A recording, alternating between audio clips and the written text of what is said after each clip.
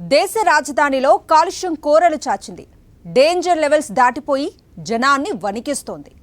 ఏళ్లు గడుస్తున్నా ఈ సమస్యకు ఎందుకు పరిష్కారం దొరకటం లేదు? ప్రభుత్వాలు పట్టించుకోవటం లేదా? నిపుణుల అంచనాలు ఎందుకు తప్పుతున్నాయి? న్యాయస్థానాలు చెబుతున్నదేంటి? కనీసం మార్నింగ్ వాక్ కూడా చేయలేని పరిస్థితులు ఇంకా ఎంతకాలం? పిల్లలు బడికెళ్ళి చదువుకునే అదృష్టానికి కూడా నోచుకోలేదా? ఢిల్లీ పొల్యూషన్కు సొల్యూషన్ దొరికేదెప్పుడు? దేశ రాజధాని ఢిల్లీని ఎన్నడూ లేని సమస్య పట్టిపీడిస్తోంది. సాధారణ స్థాయి కంటే 10 రెట్లు ఎక్కువగా ఎమర్జెన్సీని తలపించేలా ఢిల్లీని పొగభూతం కమ్మేసింది. టపాకులు కాల్చొద్దని సుప్రీంకోర్టు ఆదేశించినా ఢిల్లీ వాసులు బేఖాతరు చేశారు. పోటీ పడి దీపావళి సంబరాలు చేసుకున్నారు. దీంతో కాలుష్యం ప్రమాదకర స్థాయికి చేరుకుంది. అసలు ఈ పరిస్థితికి కారణాలేంటి? కాలుష్యం కారణంగా దేశం అప్రదిష్ట పాలవుతోందా అంటే అవుననే చెప్పాలి. ప్రతిష్టాత్మక వన్డే ప్రపంచ కప్ జరుగుతుండగా ఢిల్లీ పొల్యూషన్ దెబ్బకు ఢిల్లీలో ఆడిన విదేశీ జట్లు భయపడిపోయాయి. కొన్ని జట్లు ప్రాక్టీస్ను సైతం రద్దు చేసుకుని హోటల్ రూమ్లకే పరిమితమయ్యాయి. వాస్తవానికి ఢిల్లీలో ప్రతి ఏడాది ఇదే ఉంటుంది. ఈ ఏడాది కూడా దీపావళికి ముందే ఢిల్లీ పొల్యూషన్ ప్రమాదకర స్థాయిలో చేరింది. ఇప్పుడే కాదు, కొన్నేళ్ల నుంచి దేశ రాజధానిలో ఇదే పరిస్థితి. ఢిల్లీ, దాని చుట్టుపక్కల ప్రాంతాలు ప్రమాదకరమైన పొగమంచులో మునిగిపోతూ ఉంటాయి. శీతాకాలంలో వచ్చే మంచుతో సమానంగా ఈ పొగమంచు ఉంటుంది. ఢిల్లీ చుట్టూ ఉన్న 4 రాష్ట్రాల పంట పొలాలను కాల్చే రైతుల నుంచి వచ్చే పొగ, వాహనాల ఎగ్జాస్ట్, ఫ్యాక్టరీ ఉద్గారాలు వంటివి ప్రతి శీతాకాలంలో రాజధానికి శాపంలా మారాయి. बाकी सरकार तो सही चली रही है, ये बात नहीं कि भी सरकार का काम तो छोटी बड़ी दुकान तो ये है नहीं, तो बहुत बड़ा सरकार चलानी, इतना बड़ा मुल्क देश चलाना को बच्चों का खेल तो होता नहीं है।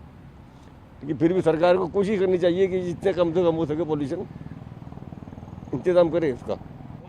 जी आज बहुत दिक्कत है। देखिए दीपावली दूसरे निकले वॉक के लिए तो इस वक्त आंखों में मिर्चें लग रही हैं और सांस लेने में तकलीफ हो रही है, क्योंकि ऑलरेडी जब 50 साल के आदमी जो होता है उसको तो फिर प्रॉब्लम होती है फेफड़ों में। ఈసారి కూడా ఎన్ని జాగ్రత్తలు తీసుకున్నా ఢిల్లీ ఎయిర్ క్వాలిటీ ఇండెక్స్ 920 పాయింట్లు దాటిపోయింది. అంటే ఢిల్లీలో ఒక రోజు ఉండి గాలి పీల్చుకుంటే 25 సిగరెట్లు తాగటంతో సమానం. ఒక స్టడీ ప్రకారం 70 లక్షల మంది దేశంలో ఎయిర్ పొల్యూషన్ కారణంగా చనిపోతున్నారు.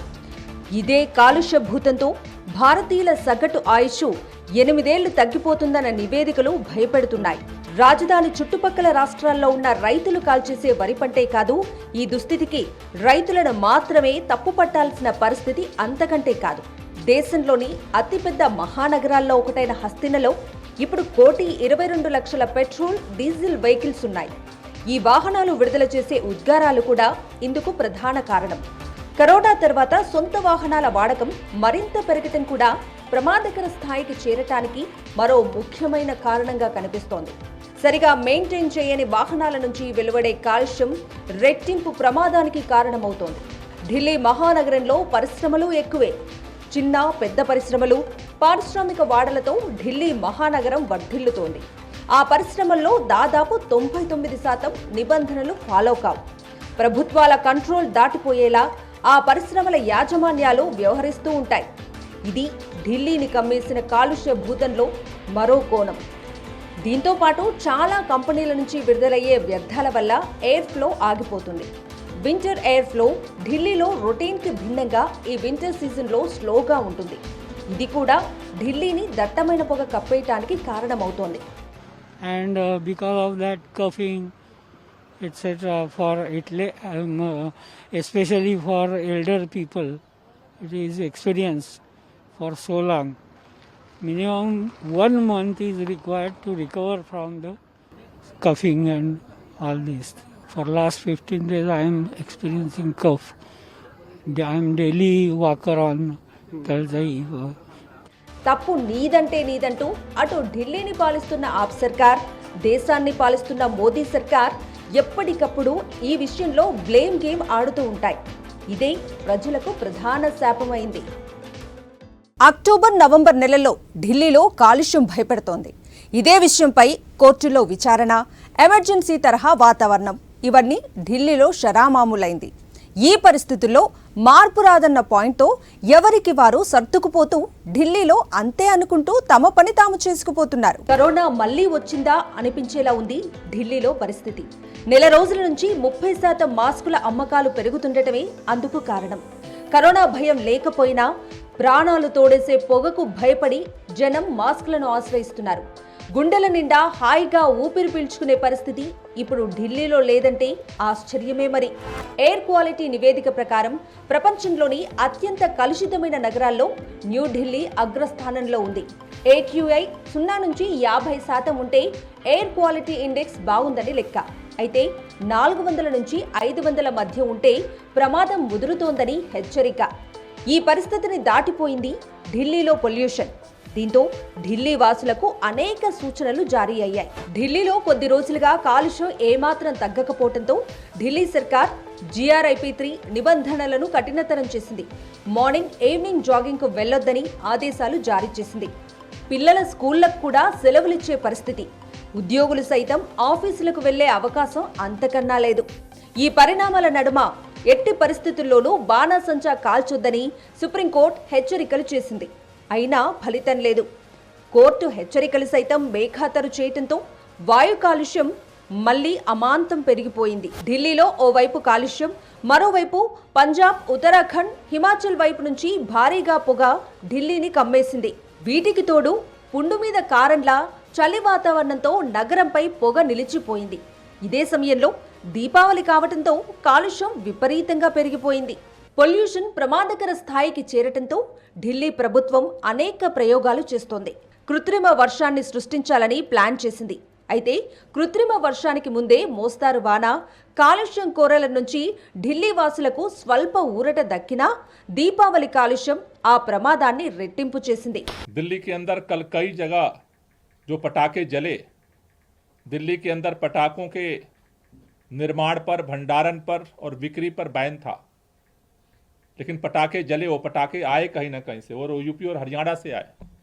उत्तर प्रदेश और हरियाणा के अंदर पटाखों पे अगर सख्ती से प्रतिबंध होता तो वहां भी पटाखे लोगों को नहीं मिलते। और दूसरी तरफ अगर पटाखे चोरी छुपे लाए गए तो ये सामान्य लोगों का काम नहीं है, आम आदमी ये काम नहीं कर सकता। यूपी की पुलिस है, हरियाणा की पुलिस है और दिल्ली की पुलिस है, 3-3 पुलिस के मॉनिटरिंग के बीच में एक आम आदमी पटाखों का इतने बड़े पैमाने पर दूसरे राज्य से दूसरे राज्य में सप्लाई नहीं कर सकता है। ये खास लोगों ने किया है। तीनों राज्यों में भारतीय जनता पार्टी के नियंत्रण में पुलिस की व्यवस्था है।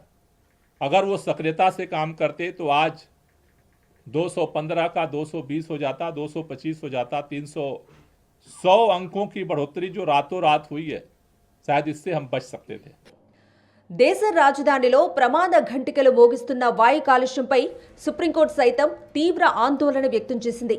కాలుష్యానికి ప్రధాన కారణమవుతున్న పంట వ్యర్థాల దహనాన్ని తక్షణమే ఆపాలని ఢిల్లీ పొరుగు రాష్ట్రాలను ఆదేశించింది. దీనిపై చర్చించేందుకు ఉత్తరప్రదేశ్, రాజస్థాన్, హర్యానా, పంజాబ్, ఢిల్లీ ప్రభుత్వాలతో బుధవారం అత్యవసర సమావేశం నిర్వహించిన ప్రయోజనం శూన్యం. ఎవరూ పట్టువీయటం లేదు, మెట్టు దిగటం లేదు. పైగా పంజాబ్లో పంట వ్యర్థాల దగ్ధం మరింత పెరిగింది. అక్కడ ఆ ప్రభుత్వం ఉన్నప్పటికీ కేజ్రీవాల్ పంజాబ్ వాసులకు నచ్చచెప్పటంలో విఫలమవుతున్నారన్నది ఆశ్చర్యకర అంశం. ఈ పరిణామాలు మొత్తం ఢిల్లీ వాసుల ప్రాణాల మీదకి తెచ్చిపెడుతున్నాయి. కాలుష్యాన్ని కట్టడి చేసే విషయంలోనూ సుప్రీంకోర్టు కేజ్రీవాల్ సర్కారుకు ముఖ్యమైన సూచనలు చేసింది. బాధ్యతాయుతంగా వ్యవహరించాలంటూ చురకలంటించడంతో పాటు వాహన ఉద్గారాలు, కాలుష్యానికి కారణమయ్యే ఇతర అంశాలపై కూడా తగిన చర్యలు తీసుకోవాలని చెప్పింది. సరీబేసి సంఖ్య విధానం కాలుష్య నియంత్రణపై ప్రభావం చూపకపోవచ్చని చెప్పింది. నిరుపయోగంగా పడి ఉన్న స్మోక్ టవర్లను తక్షణ రిపేర్ చేయించాలని సూచించింది. ऐसा भी अनुमान लगाया जा रहा है कि अगले 3-4 दिन हवा की गति धीमी होने वाली है, और अगर हवा की गति धीमी हो जाती है तो आज जो ये प्रदूषण का स्टोरेज हुआ है वायुमंडल में, ये आगामी दिनों में बढ़ सकता है। इसलिए अगले जो 3-4 दिन का अनुमान है, ये जो एक स्टोरेज की स्थिति बनी है, इसमें अगर और चीज़ें ऐड होती हैं तो पुनः प्रदूषण का स्तर जो है वो बढ़ने की संभावना देखी जा रही है। इसलिए अभी आज बैठक में निर्णय लिया गया है कि CAQM के अगले आदेश तक ग्रैप 4 के सभी नियम दिल्ली के अंदर लागू रहेंगे, जिसके तहत दिल्ली में BS3 पेट्रोल की गाड़ियां, BS4 डीजल की गाड़ियों पे प्रतिबंध रहेगा संचालन पे। जो ट्रक्स हैं उनमें आवश्यक सामग्री और आवश्यक सेवाओं के अलावा जितने भी ट्रक्स हैं उन पर बैन जो है प्रतिबंध जारी रहेगा। CNG और इलेक्ट्रिक ट्रकों को छूट रहेगी। పర్యావరణ పరిరక్షణ కోర్టుల బాధ్యత అన్నట్లు ప్రభుత్వాలు వ్యవహరించడం కూడా పరిపాటైపోయింది. వాయు శబ్ద కాలుష్య నియంత్రణ బాధ్యత ప్రతి ఒక్కరిది అని అత్యున్నత న్యాయస్థానం కోరుతోంది.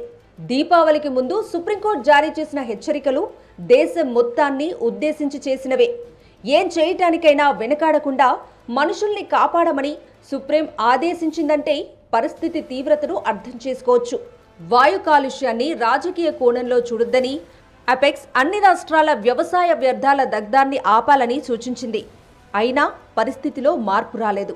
ఇన్ని చెబుతున్నా తాత్కాలిక చర్యలు తప్ప, కేజ్రీవాల్ సర్కార్ హడావుడి తప్ప చేసేదేమీ లేదు.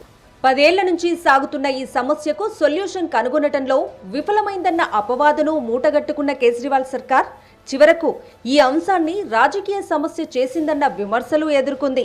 ఇప్పటికిప్పుడు కాకపోయినా ఢిల్లీ తరహా సిచ్యువేషన్ మిగతా నగరాలకు ఎదురైతే ఎలా? ఏం చేయాలి? పొగభూతం నుంచి ఎదురయ్యే ప్రమాదాలు ఎటువంటివి? కాలుష్య భూతం మనల్ని విడిచిపెట్టదా? డేంజర్ లెవెల్స్ దాటి కమ్మేసిన కాలుష్య భూతాన్ని ఎవరైనా తట్టుకోగలరా? మనిషి ఆరోగ్యంపై ఈ పొల్యూషన్ ప్రభావం ఎంత? నిపుణులు, వైద్యులు ఏమంటున్నారు? అసలు ఈ పరిస్థితి ఎందుకు ఉత్పన్నమైంది? ఊపిరాడని ఢిల్లీని కాపాడేందుకు ప్రతి ఒక్కరికి సొల్యూషన్ తెలుసు. అయినా పరిష్కారం దొరకదు. పొల్యూషన్ దెబ్బకు ఢిల్లీకి పర్యాటకుల సంఖ్య కూడా భారీగా తగ్గిపోయింది. ఇంతటి స్థాయిలో కాలుష్యం పెరిగిపోవటం ఆరోగ్యానికి ఏమాత్రమూ మంచిది కాదని డాక్టర్స్ చెప్తున్నారు. అవసరం లేకుండా బయట తిరగొద్దని సూచిస్తున్నారు. అంతర్జాతీయ జర్నల్స్ అధ్యయనాల ప్రకారం ఢిల్లీ పొల్యూషన్ శ్వాసకోశ వ్యవస్థను ప్రభావితం చేస్తాయని హెచ్చరిస్తున్నాయి. ఢిల్లీలో పెరుగుతున్న వాయు కాలుష్య స్థాయిలతో టైప్ 2 డయాబెటిస్ తలెత్తే ప్రమాదం ఉందని ఆ నివేదిక స్పష్టం చేస్తోంది. ఢిల్లీలో పరిస్థితులను మార్చడానికి 2 ఏళ్ల క్రితం సర్వోన్నత న్యాయస్థానం ఆదేశాల మేరకు ఏర్పడ్డ ఎయిర్ క్వాలిటీ మేనేజ్మెంట్ కమిషన్ కూడా ఇలాంటి సూచనలు నిత్యం చెబుతూనే ఉంటుంది.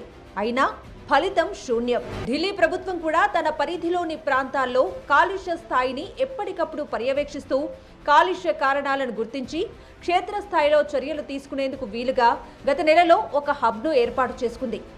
ఇన్ని జరుగుతున్నా దేశ రాజధాని ప్రజలకు సమస్య నుంచి విముక్తి దక్కటం లేదు. చాలా మంది ఢిల్లీ పొల్యూషన్కు సొల్యూషన్ తెలిపారు. కాన్పూర్, IIT వంటి అత్యున్నత విద్యా సంస్థలు, విదేశీ నిపుణులు దీనికి అనేక పరిష్కారాలు సూచించారు. కేంద్ర, రాష్ట్ర ప్రభుత్వాలు బ్లేమ్ గేమ్ ఆడుకోవటం మానేసి సమస్య పరిష్కారం దిశగా చొరవ చూపితేనే ఫలితం ఉంటుంది.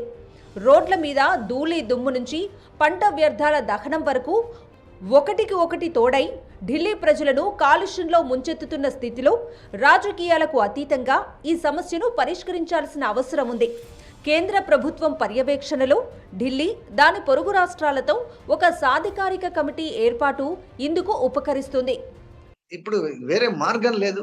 ఆ పక్క రాష్ట్రాలు స్టబుల్ బర్నింగ్ బంద్ చేయవలసిందే. వెహికల్ పొల్యూషన్ కి కంట్రోల్ చేయడానికి వెహికల్స్ ని ఇంకా స్ట్రిక్ట్ చెక్ చేయవలసిందే. ఎందుకైతే ఢిల్లీకే చెడ్డ పేరు వస్తున్నది. దాని తర్వాత ఈ కన్స్ట్రక్షన్ యాక్టివిటీ మీద వేరే మార్గాలు చూడాలి. ఏది వేరే మెటీరియల్స్ వాడేలాగా చూడాలి. వేరే దేశాల్లో మనలాగా ఇంత మటుకు ఇంతలాగా శాండ్, సిమెంట్ అంతలాగా వాడే పని ఉండదు. వేరే దేశాల్లో స్టీల్ స్ట్రక్చర్స్ ఉంటాయి మల్టీ స్టోరీ బిల్డింగ్స్ లోని. ఇలాంటివైనా ఆల్టర్నేటివ్స్ ఉన్నాయో లేదో చూసి ముందుకు వెళ్ళాలి. కానీ ఒక రాష్ట్రం ఇంకో రాష్ట్రాలను దూషించి దాని తర్వాత మీరు చేయలేదంటే మీరు చేయలేదు, దాంతో ఇది ఎక్కడికి మనం ముందుకు వెళ్ళలేము. ప్రత్యామ్నాయ వ్యవస్థపై అన్ని యంత్రాంగాలు దృష్టి పెడితే ఇప్పటికిప్పుడు కాకపోయినా ఈ సమస్యకు భవిష్యత్తులో అయినా జవాబు దొరుకుతుందని బిజినెస్ మెన్ సోషల్ మీడియాలో చురుగ్గా ఉండే ఆనంద్ మహీంద్రా అంటున్నారు. పునరుత్పత్తి వ్యవసాయాన్ని ప్రోత్సహించడం ద్వారా ఢిల్లీలో వాయు కాలుష్యం తగ్గే అవకాశం ఉంటుందన్నది ఆయన సలహా. పంట వ్యర్థాలను తగలబెట్టడానికి బదులుగా ఈ ప్రత్యామ్నాయాన్ని పాటించడం లాభదాయకమంటూ ఓ వీడియోను విడుదల చేశారు. పునరుత్పత్తి వ్యవసాయం ద్వారా కలిగే లాభాలను చూపించారు. అదే కాదు, ఢిల్లీలో దేశంలోనే అత్యున్నత మెట్రో రవాణా వ్యవస్థ అందుబాటులోకి వచ్చింది. సొంత వెహికల్స్ను ఉపయోగించాలన్న ఆలోచన మానుకొని ప్రత్యామ్నాయ రవాణా వ్యవస్థపై దృష్టి పెట్టడం కూడా పరిస్థితుల్లో మార్పు తీసుకురావచ్చని నిపుణుల అంచనా. సిఎన్జి బస్సులను పెంచడం, వాహనాలపై నియంత్రణలు విధించడం, నిర్మాణ పనులు ఆపేయటం, రసాయనాలు వెదజల్లడం వంటి పలు చర్యలను చేపట్టాలి. మన చుట్టూ ఉన్న వాతావరణం ఇప్పుడున్నట్లు ఉండదు. పల్లెలు మాయమై పట్టణాలు పెరిగిపోతున్నాయి. దీంతో పాటే పొల్యూషన్ పెరిగితే ఢిల్లీలో పరిస్థితే దేశమంతా ఎదురటం ఖాయం.